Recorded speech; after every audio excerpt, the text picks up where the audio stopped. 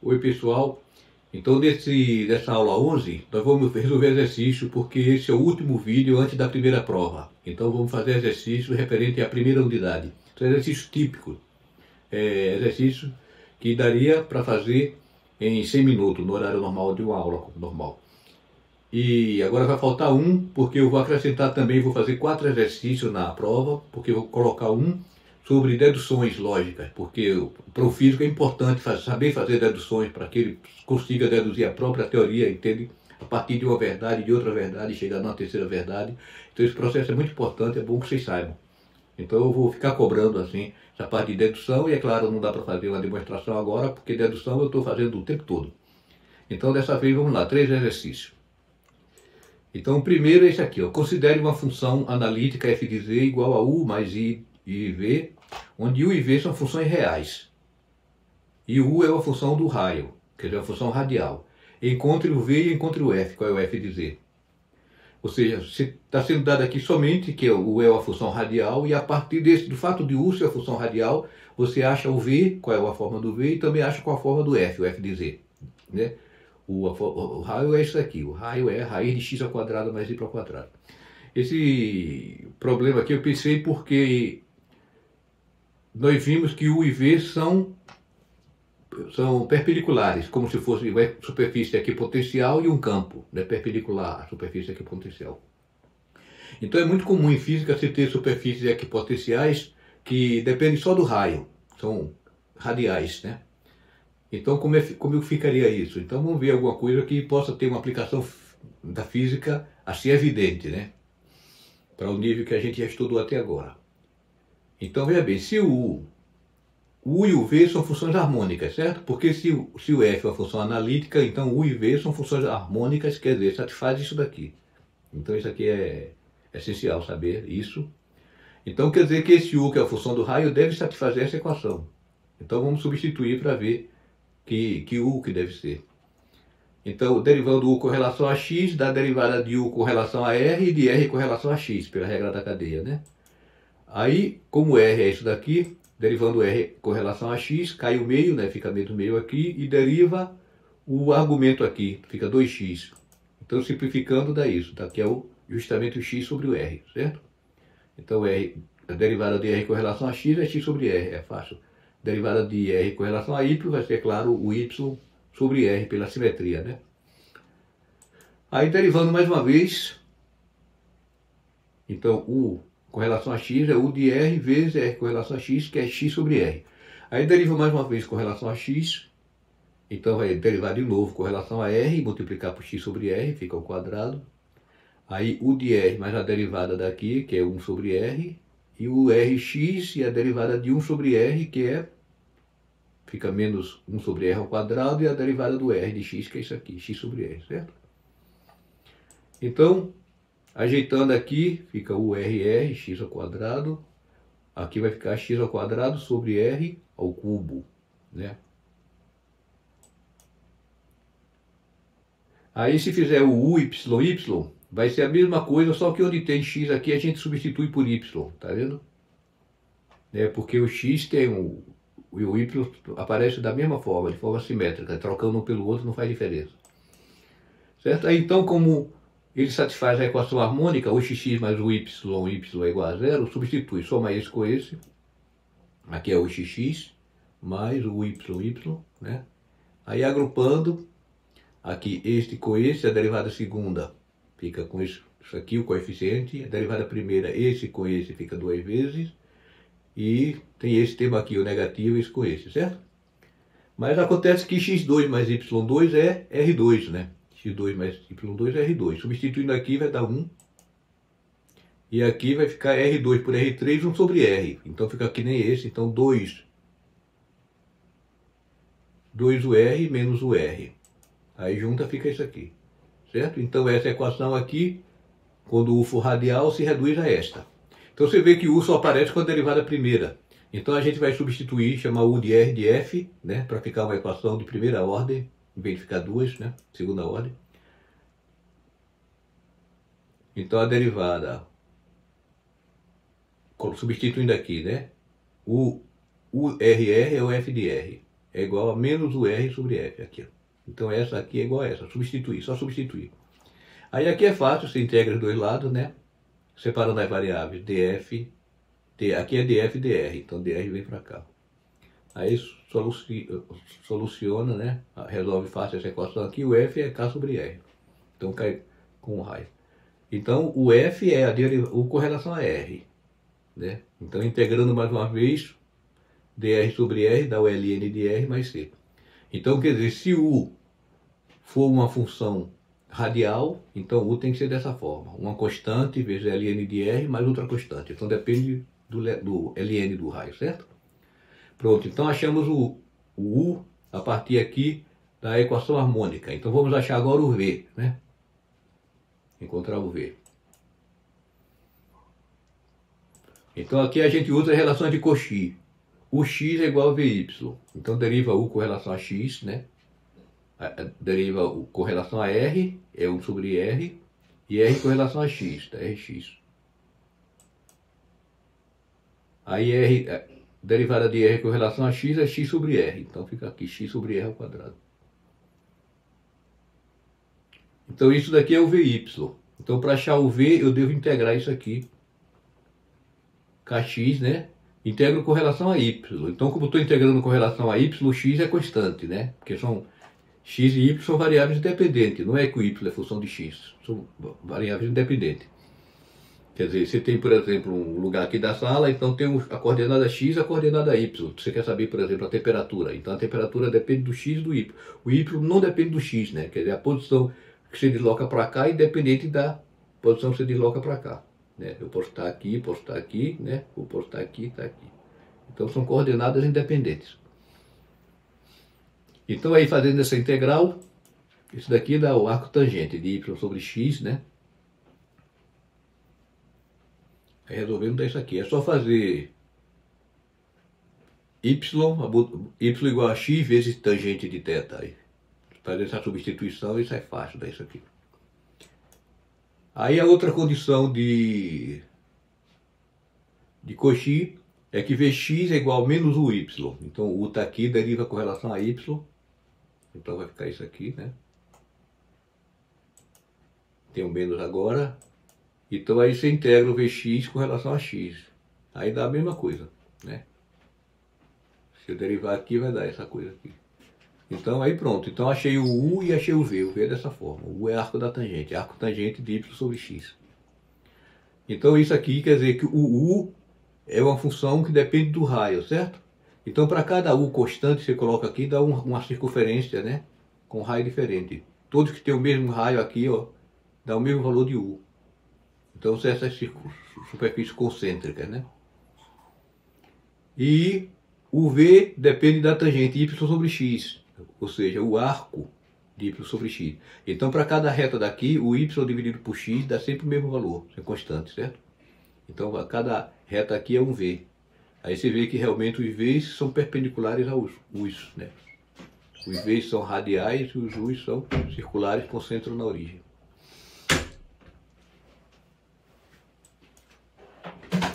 Então o f de z é u mais v, eu substituo agora. O ln de r mais c1. Aqui o k ln de r mais c1. E o v é k, né? Arco da tangente de y sobre x, mais C2. Então o V é multiplicado pelo I. Aqui I vezes arco da tangente e I vezes C2.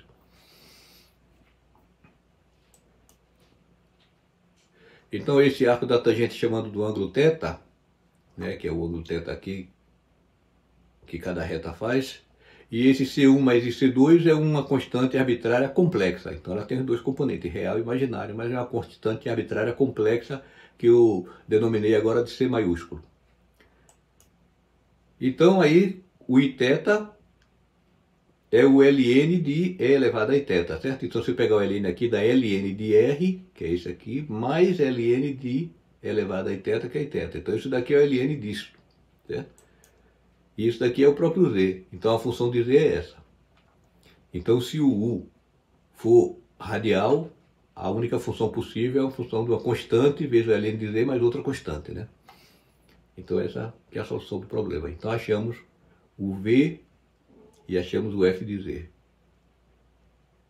Então, para resolver esse problema, sim. Agora, aplicação na física. Por exemplo, onde é que aparece um potencial desse tipo? A superfície equipotêncial desse tipo. Se você tem um fio carregado com distribuição de carga uniforme, um fio infinito, né, reto, a linha reta infinita, então o fio aqui estaria entrando no papel, perpendicular ao papel, né? Então, se você tem um fio, aí vamos supor que o fio está no eixo Z, né? Então, o campo elétrico e o potencial não depende do Z, porque o Z é tudo igual, né? Então, ele depende só do X e de Y. Então, ficaria isso.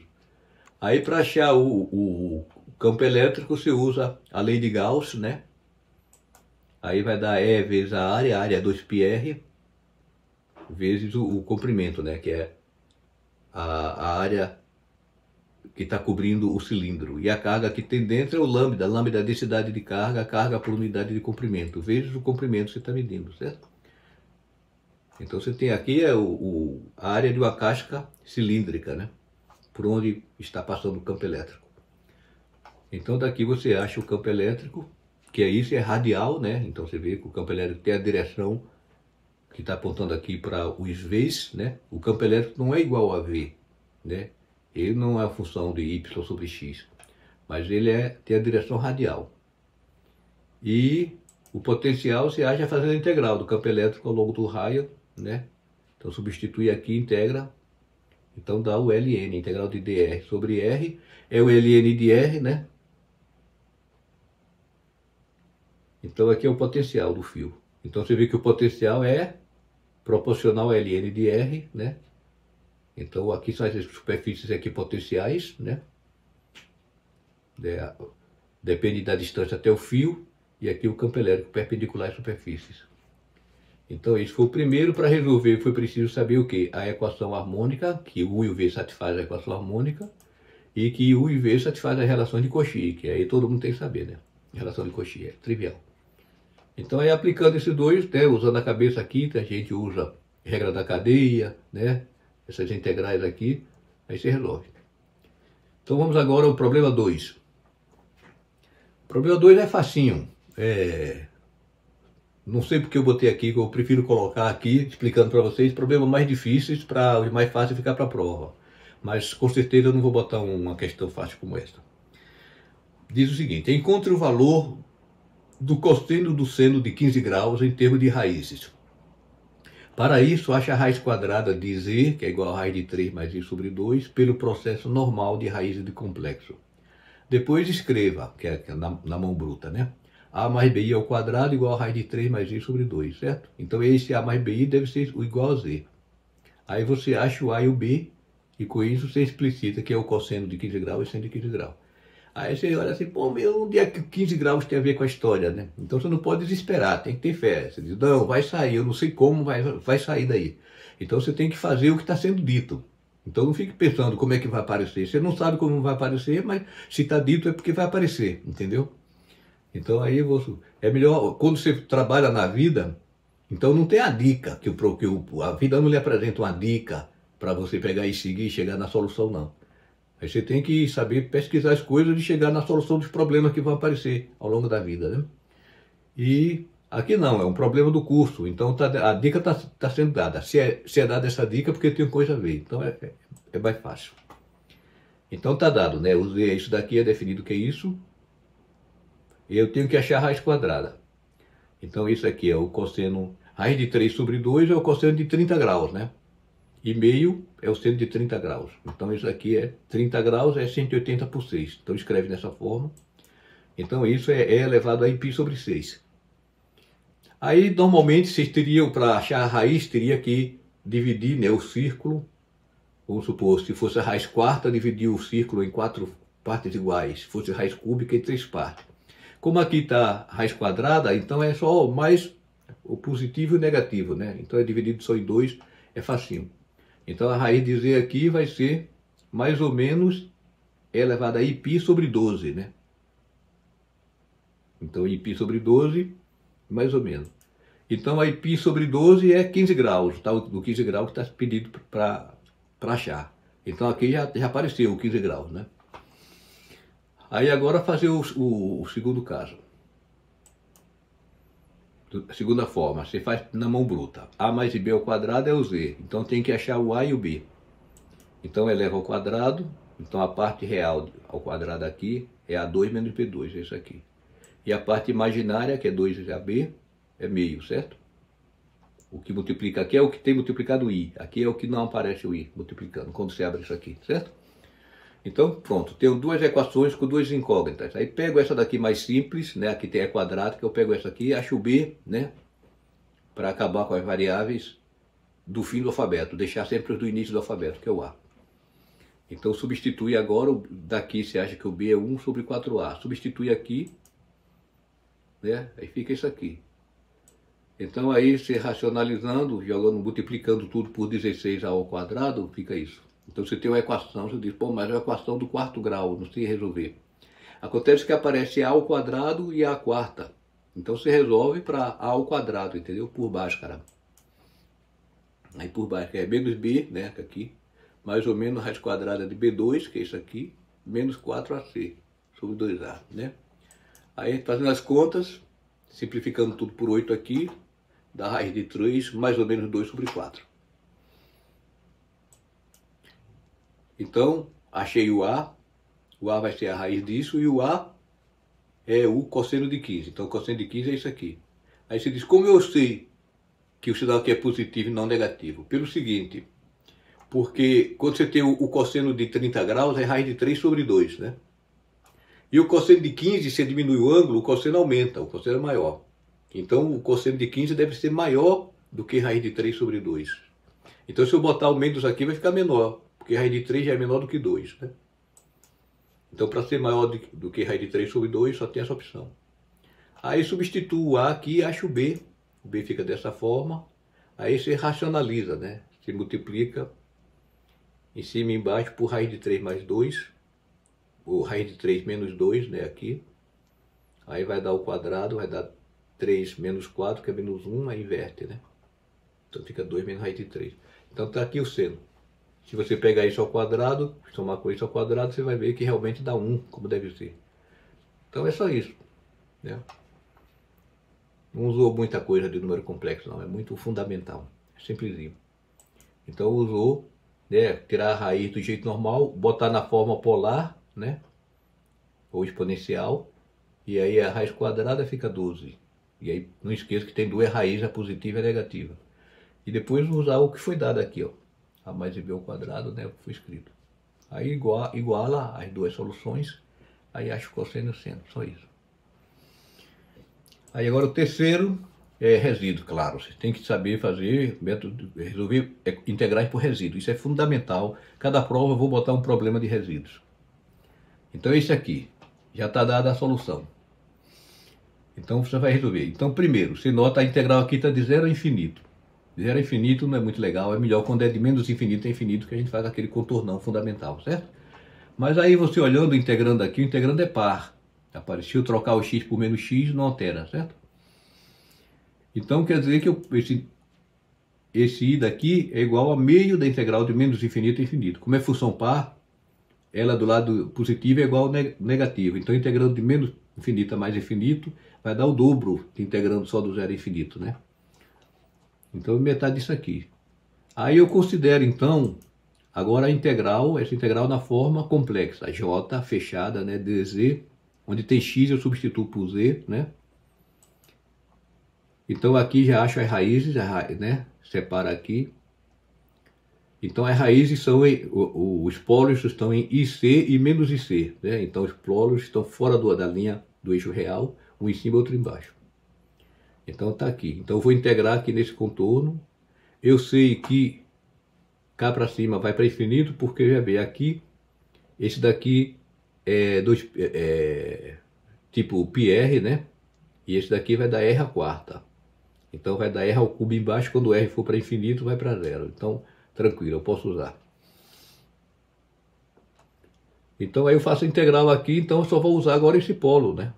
Então a integral vai ser 2πi vezes o resíduo aqui nesse polo, IC. Acontece que aqui esse polo é de ordem 2, não é de ordem 1. Então tem que usar o esquema para resíduo de ordem m, né? Que é isso aqui. Aí no caso aqui o M é 2, né, que é de ordem 2, e o polo está em IC. Na verdade o original onde tem que ser aqui é A, mas vai botar aqui A igual a IA. Tem gente que se enrosca nisso, né? É bom acostumar, na verdade, porque cada problema pode aparecer a mesma letra com significado diferente, entendeu? Então isso não deve ser uma barreira. Então aí substituindo aqui, m-1 fica 2, 2 menos 1 é 1 fatorial, z tendendo a IC, m é 1, então a derivada, m é 2, né? 2 menos 1, então a derivada primeira, z menos IC ao quadrado, né? Que vai cancelar esse quadrado aqui. Então vai ficar limite da derivada primeira disso aqui. Aí está elevado a menos 2, se deriva, fica menos 2 e aparece ao cubo aqui, né? Derivando com relação ao z, né? Depois que você vai substituir o z por IC. Aí agora substituir o z por IC, vai ficar 2IC ao cubo. Aí 2 ao cubo é 8, I ao cubo é menos I, C ao cubo. Então dá isso aqui. Então quer dizer que essa integral fechada aqui, que é o J, a gente chamou de J, vai ser 2πi vezes o resíduo é isso aqui. Então simplificando, 2 com 4 cancela, fica 2 embaixo, o I com I sai fora, né? A gente espera, claro, a gente espera que a solução vai dar real, né? Porque está sendo ao longo do eixo real. Então achou aqui. Mas você vê que aqui é diferente desse. Por quê? Porque o I não é igual ao J, né? O I é meio dessa integral daqui, né? Meio da integral do J. Então o I é J sobre 2, então o J é isso aqui sobre 2 desse aqui. Então, realmente deu valor, né? Então você vê, quer dizer, a integral aqui, você não faz ideia como é que você vai integrar isso aqui, né? E integral definida, aí por resíduo você faz rapidinho. Você acha onde é que está o polo, substitui lá, né? No processo. O que foi necessário usar foi isso aqui, o resíduo de ordem M. Então só isso. E não esqueça que vai ter também um problema de dedução teórica, né? Vou botar 4 problemas, 3 assim desse tipo, mas tudo que dá para você fazer em 100 minutos, né? Então estude, vou resolvendo os exercícios do livro, pega o Afken, pega o O'Reilly, pega esses livros, tem muitos. E esse livro de Física Matemática 1, tem o variáveis complexas que eu passei, né? Resolve também problemas de resíduo, faça bastante problema de resíduo, e se tiver dúvida, vá mandando para mim, vai me perguntando, certo? Então, boa sorte, espero que todo mundo feche a prova aí, qualquer coisa, mande perguntar.